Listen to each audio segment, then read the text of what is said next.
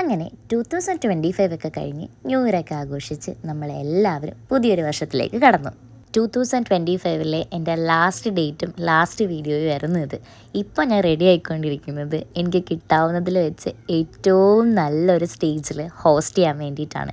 അത് എൻ്റെ നാട്ടിൽ, എൻ്റെ സ്വന്തം നാട്ടുകാരുടെ മുമ്പിൽ, അതും ന്യൂ ഇയറിൻ്റെ അന്ന് ഇത്രയും നല്ലൊരു സ്റ്റേജ് കിട്ടുക എന്ന് പറയുന്നത് എന്നെ സംബന്ധിച്ചിടത്തോളം വലിയൊരു അച്ചീവ്മെൻറ്റ് തന്നെയായിരുന്നു. 2025 എനിക്ക് ഒട്ടും ഈസി ആയിരുന്നില്ല. ഒരുപാട് പ്രശ്നങ്ങളിലൂടെ ഞാൻ കടന്നു പോയിട്ടുണ്ട്. ഒരുപാട് മെൻ്റൽ ഫേസസ് അനുഭവിക്കേണ്ടി വന്നിട്ടുണ്ട്. ഒത്തിരി നഷ്ടങ്ങൾ സംഭവിച്ചിട്ടുണ്ട്. എന്നാൽ അതിലുപരി ഈ 2025 എൻഡ് ആവാറായപ്പോൾ എനിക്ക് ഒത്തിരി അച്ചീവ്മെൻറ്റ്സ് നേടാൻ പറ്റി.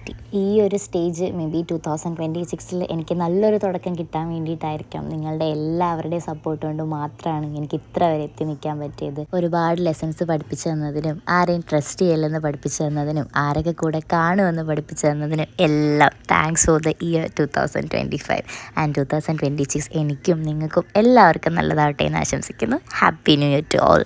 ഇവിടെ കൂടുതലെന്ന് എനിക്കറിയണം. സിംഗിൾസ് ആയിരിക്കണേ ഭഗവാനെ, സിംഗിൾസ് എല്ലാം ഒന്ന് കൈയടിച്ചേ. ഭാഗ്യം ഇപ്പൊ ഞാൻ മാത്രല്ല. 3,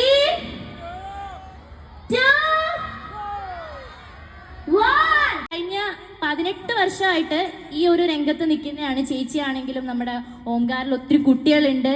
ഇതിനകത്ത് നമുക്ക് ഇന്ന് ഡാൻസ് പെർഫോമൻസ് മാത്രമല്ല, ഒരു ഇവന്റ് പോലെ, ഒരു കൺസേർട്ട് പോലെ ഒത്തിരി പ്രോഗ്രാം ഉണ്ട്. ആൻഡ് വൺസ് അഗൈൻ ഞാൻ ഒന്നുകൂടെ ഓർമ്മപ്പെടുത്താണ്, ഈ വന്നിരിക്കുന്ന ആരും പ്രോഗ്രാം തീരാണ്ട് പോകരുത്. കാരണം അഖിലിന്റെ വക നിങ്ങളിൽ ഒരാൾക്കൊരു സർപ്രൈസ് ഉണ്ട്. പറഞ്ഞറിയിക്കാൻ പറ്റത്തില്ല ഈ ഒരു സന്തോഷം. ഞാൻ ഒരാളെ, അതായത് എന്റെ സന്തോഷത്തിന്റെ ഈ ഒരു എന്റെ നമ്മളിങ്ങനെ വീട് പോകുമ്പോഴത്തേക്ക് നമുക്ക് ആരെങ്കിലും ഒക്കെ പ്രചോദനമായിട്ട് കൂടെ ഉണ്ടാവുമല്ലോ.